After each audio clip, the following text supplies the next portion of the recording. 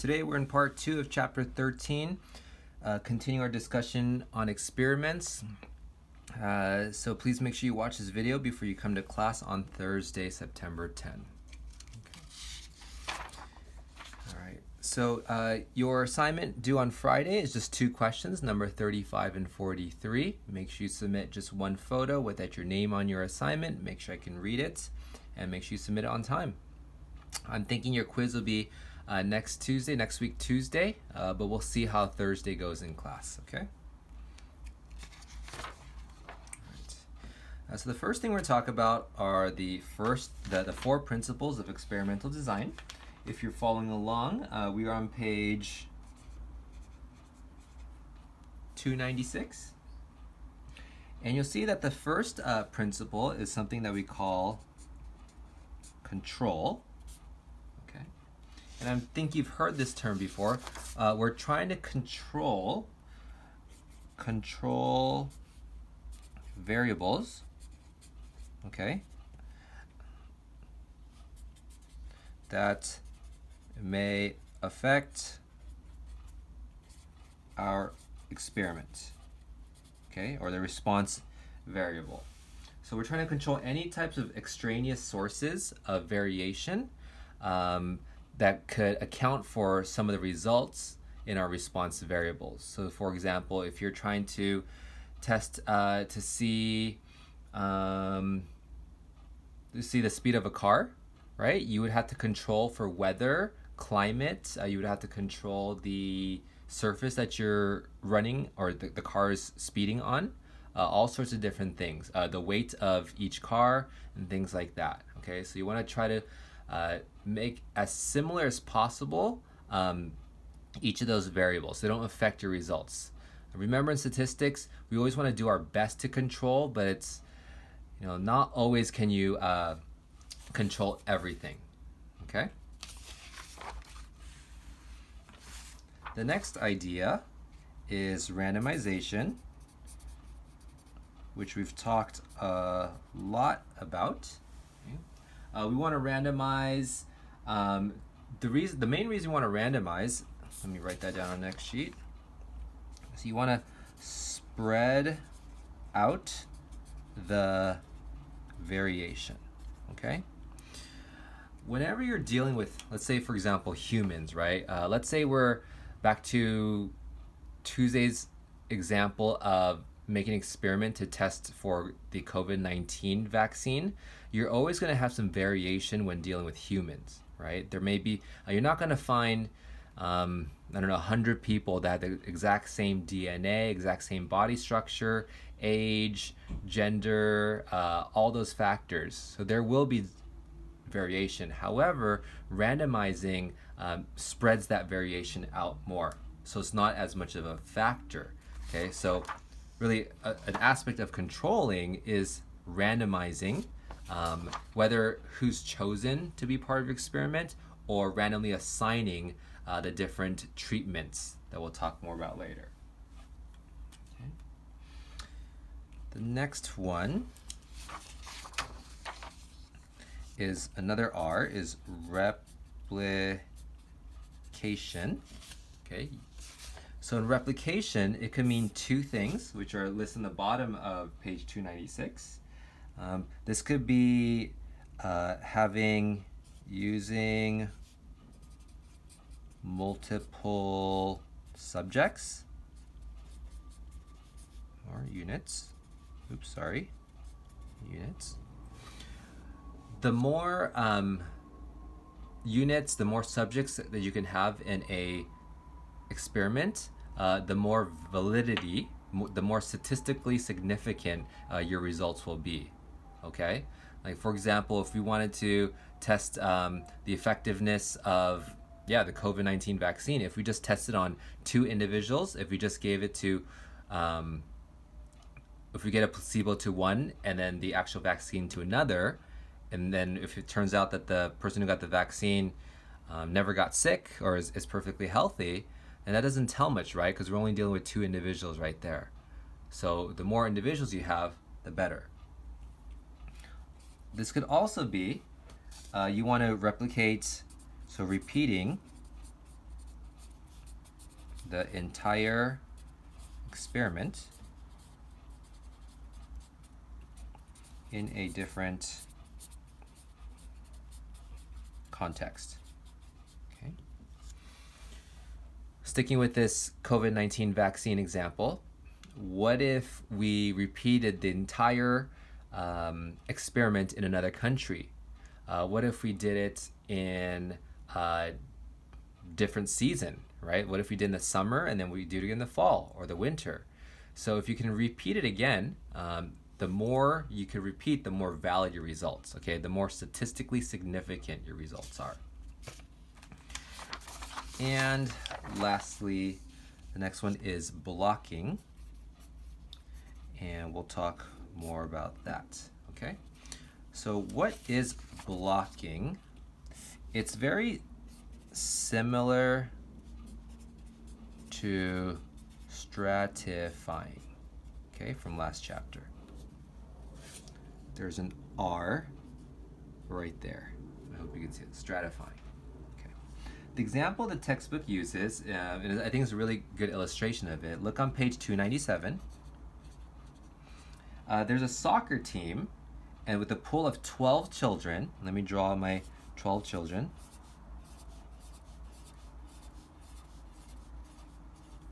Okay, so you have 12 children here, and it looks like that there are 12, so there are two 12-year-olds, and there are 10 6-year-olds.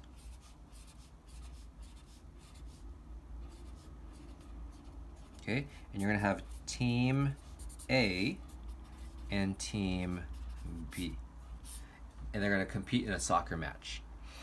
If you randomize, right, randomization is good. However, if we randomize, it's possible that these two 12-year-olds end up on the same team, and they're just going to kick some you-know-what, right? So what would be more beneficial is if we blocked this as one group, and we block these 10 6-year-olds in another block. Okay, so this is a block, and then this is a block right here. Doesn't that look familiar as a stratum, right? These strata right here, they're all the same within each stratum, right? All the 12-year-olds are together, all the 6-year-olds are together. And what we're going to do from there is we're going to separate these 12, and we're going to randomly assign them. So we can look at this first individual, and then we can flip a coin and say, hey, if you get heads, you go to team A. If you get tails, you go to team B, whatever that may be. So that means we would have this individual join this team. It doesn't matter. This individual join that team. And then the same thing with these, right? So now we have 1, 2, 3, 4, 5, 6. We have a 12-year-old here, and we have 5 other 6-year-olds. And again, we have a 12-year-old here and 5 6-year-olds right here. So we can still randomly assign these 6-year-olds right here. So this person, we can flip a coin and tell them which team is going to. Flip a coin, flip a coin, flip a coin, and then we can randomly assign them. Okay?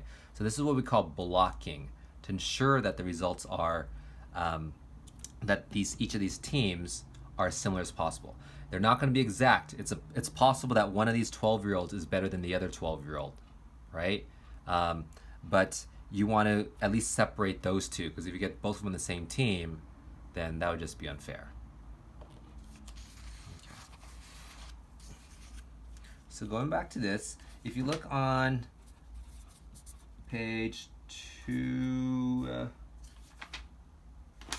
was that?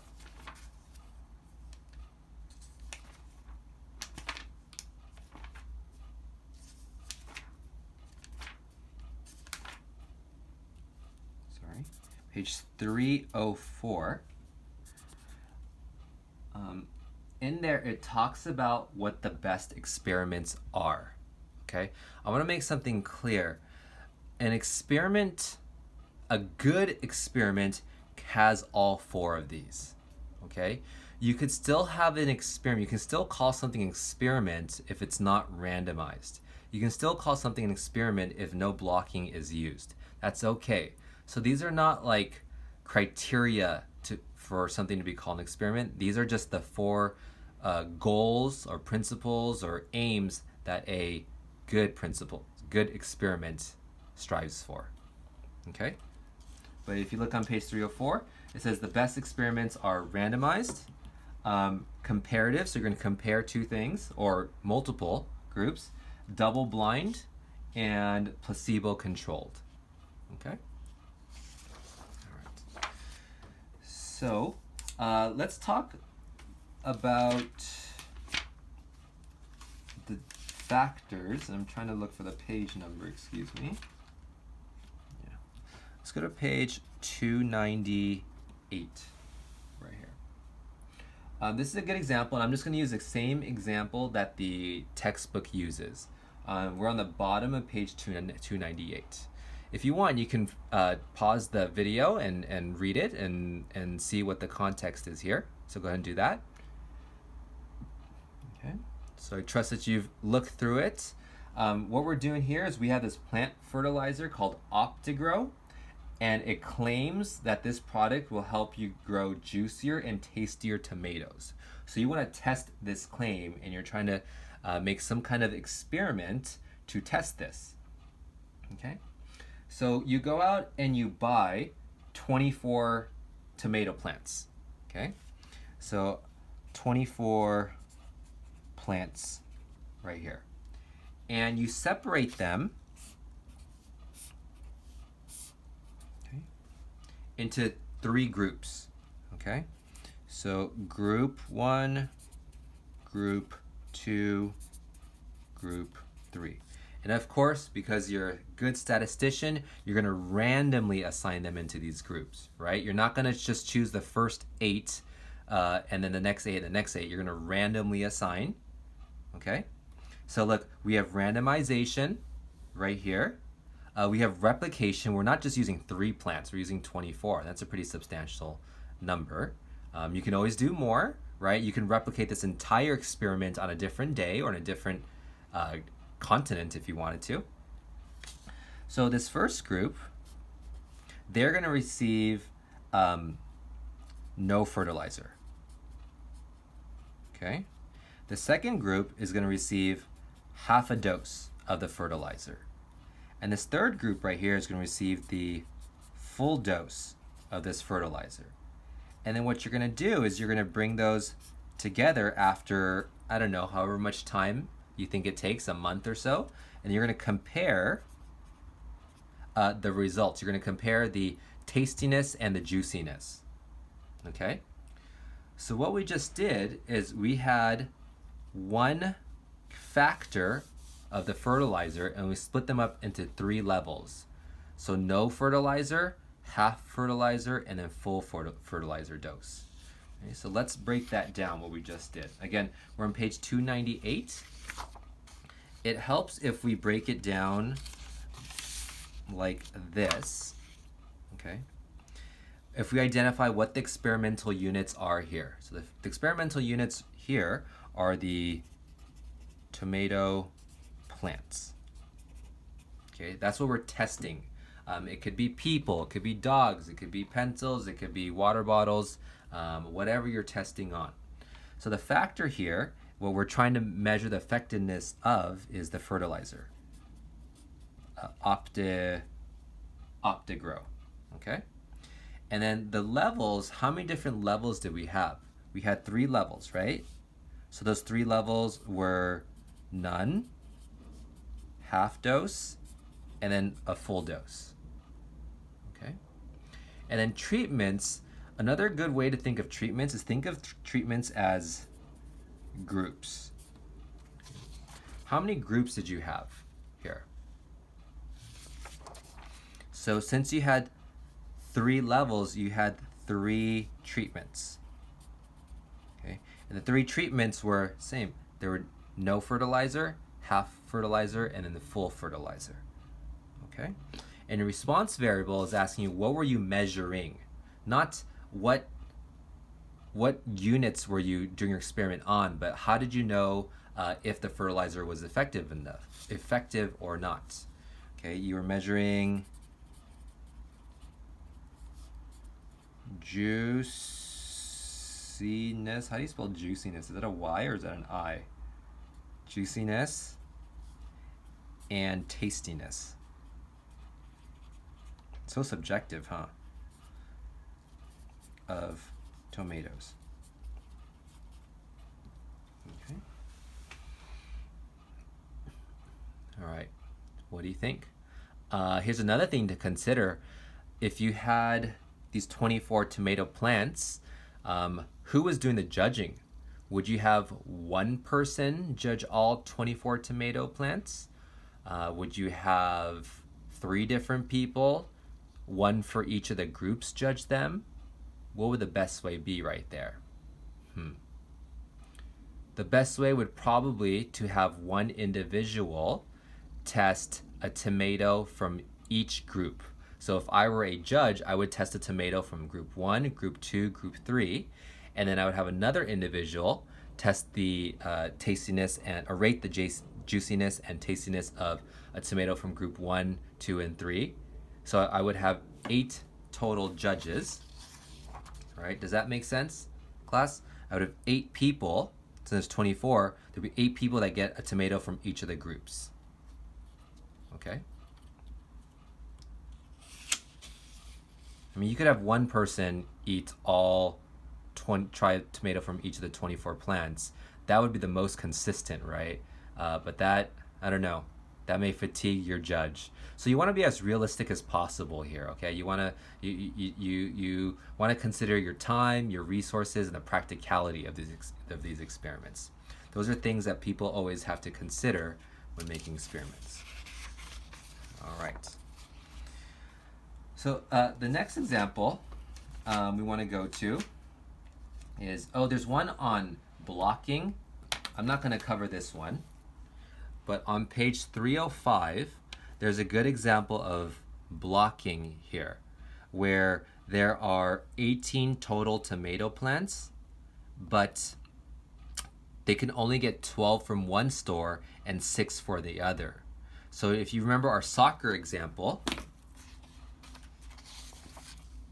right here, they wanted to make sure that half of the tomato plants from one store go into a group and then half go to the other group, okay? They want to make sure they block it. So I think that may be really helpful for you. Blocking is synonymous, but is closely related to stratifying. Okay, so stratifying is for sampling, blocking is for experiments. Maybe you could look at it that way. Okay, for sampling, blocking is for experiments. Class, please feel free to pause and stop and write down questions as this goes. If a question comes up, please save it. Maybe you can email me, or you can save it for Thursday during class. Because if something's unclear here, I want to make sure I go over it with you. Okay, and if it's unclear for you, most likely it's unclear for someone else in the class. The example I want to look at now is the one on page 306. This is where we have more than one factor, which would give us a lot more treatments. Okay, go ahead and read over the given information on page 306 right now. Go ahead and pause the video and check it out.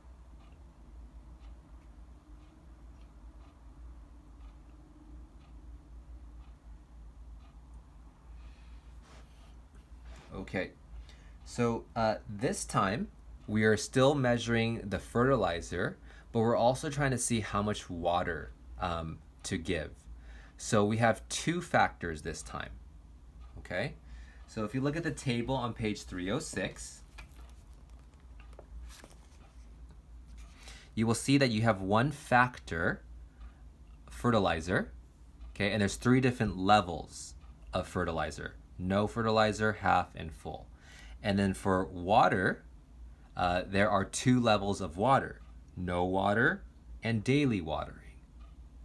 Okay, so those are your 2 factors here: fertilizer and watering. So this time we're going to stick with the 12 tomato plants. Okay, And it looks like all 12 of these tomato plants came from the same store right now, so we don't have to block. But this time, we want to try to figure out how many different treatments we have. And before we do that, I think it'd be good to write this down again. So we have tomato plants again. Okay. And this time for factors, we have two different factors. We have the fertilizer, and now we also have the water amount.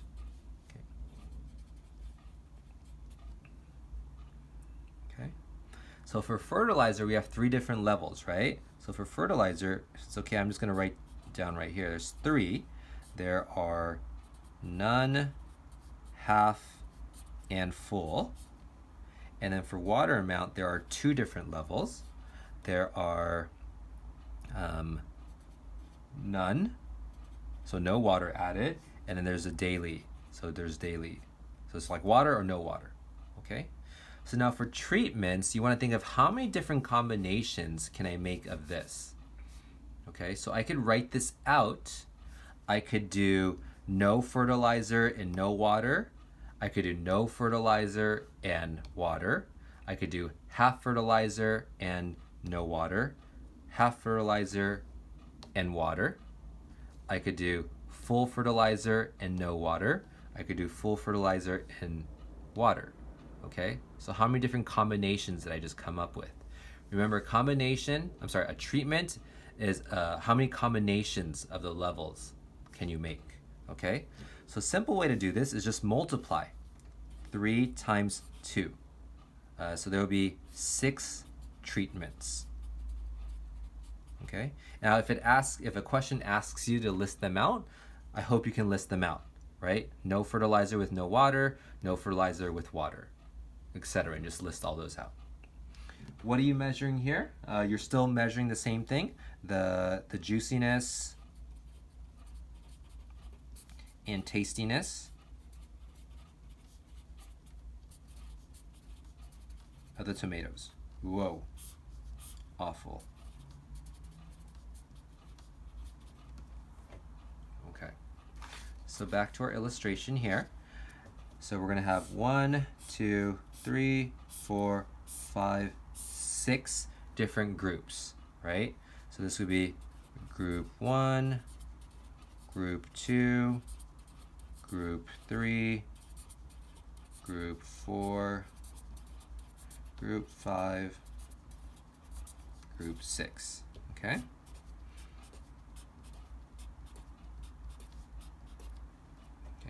So group 1, it doesn't matter. So you randomly placed these 12 tomato plants, 2 in each right here. And then now this one has no fertilizer and it has no water. This one would have no fertilizer and it would have water.